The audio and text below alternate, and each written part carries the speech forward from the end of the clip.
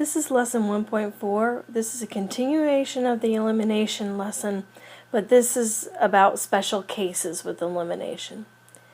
Now remember, when the whole purpose of using the elimination method is so that you can find what the values of x or y is. But remember when we were graphing, we said the intersection of the graph was the solution. So the x and y point of wherever the two lines intersect. But we had a couple of special cases. Remember when we had parallel lines?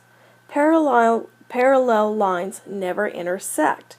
So if you have equations of parallel lines, then your answer is no solution. There is no solution for parallel lines. The other special case that you could have is equations for basically the same line. It's the equations of two lines that are just laying on top of one another. Well, all the points are actually the same. So the solution is said to be an infinite number of solutions because any point on that line can be a solution. They're all intersecting with one another. Well, how are you going to be able to tell that from just looking at the equation? It's easy to tell from the graph if two lines are intersecting, or if they're parallel, or if they're just laying on top of one another. So we're going to be looking at the equations in this lesson. So when you're looking at your equations and you're running through your steps, we still have the same 5 steps. We don't have any fractions. Both our equations are in the same form. And now we're ready for the step 3. This is where you're going to recognize if you have a special situation. Because when we go to find our zero pairs, notice that our x terms are zero pairs, but also our y terms are zero pairs. So when we go to combine, this side equals 0. Now look at your other side of your equation. If it also equals 0, like in this case, 0 equals 0, then this equation is said to have infinite solutions. There's no variable left in our equation at all, and this is a true statement. 0 does equal 0. So that's how you know if you have infinite number of solutions. Let's look at problem number 2. This is on your 4.1 guided practice, so that 4.1 guided practice goes with this video. Again, 1.4. Apparently I have dyslexia of the mouth. So the 1.4 guided practice goes with this lesson. Alright, let's take a look at another example.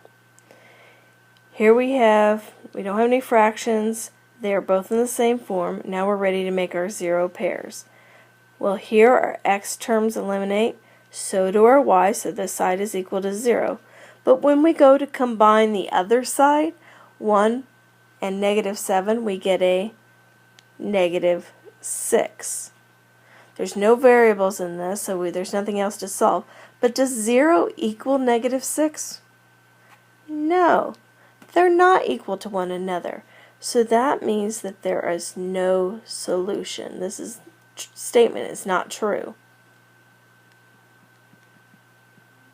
No solution. Alright, you do number 3 and you tell me, is it no solution, 0 solutions, or is there a solution? I'm sorry, no solutions, infinite solutions, or is there a solution?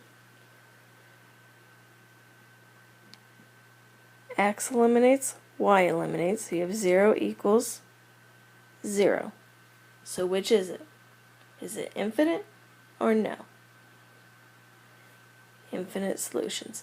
If you don't want to write the word infinite, you can make the infinite sign. Solutions. By the way, I think on the ECA and other testing test books and stuff, they'll either write infinite solutions or they'll write many solutions. I've seen it done both ways. So infinite solutions, many solutions means the same thing. Alright, let's take a look at number 4. Alright, so if I go to eliminate, my x's cancel out, but my y's do not. That equals 6y. And the other side equals 0. Alright, so notice the difference between this problem and the other ones. We were only able to eliminate one variable. So this is just like all the problems we had in lesson 1.3. That means we are going to have a solution, and it is going to be a single point. So we divide by 6, y is equal to 0, and then we plug it back into one of the original equations. 3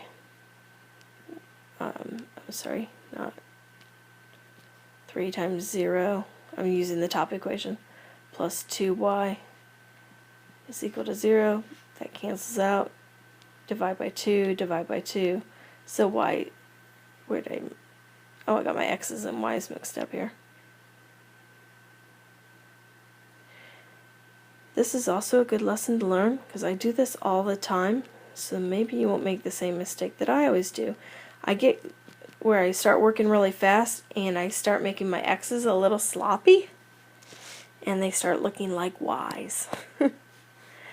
I know some of you will do the same thing, so just warn you about that. You can see what confusion that makes.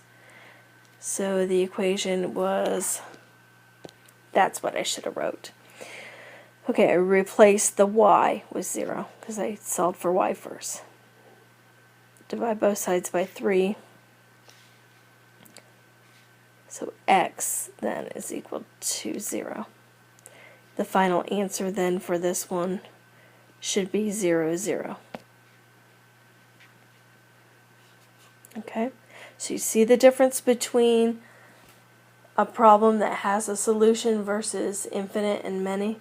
Go ahead and do the remainder problems on this page, and I'll just show you the answers for each one. They're pretty quick. So number 5, you should have gotten no solution. And then number 6,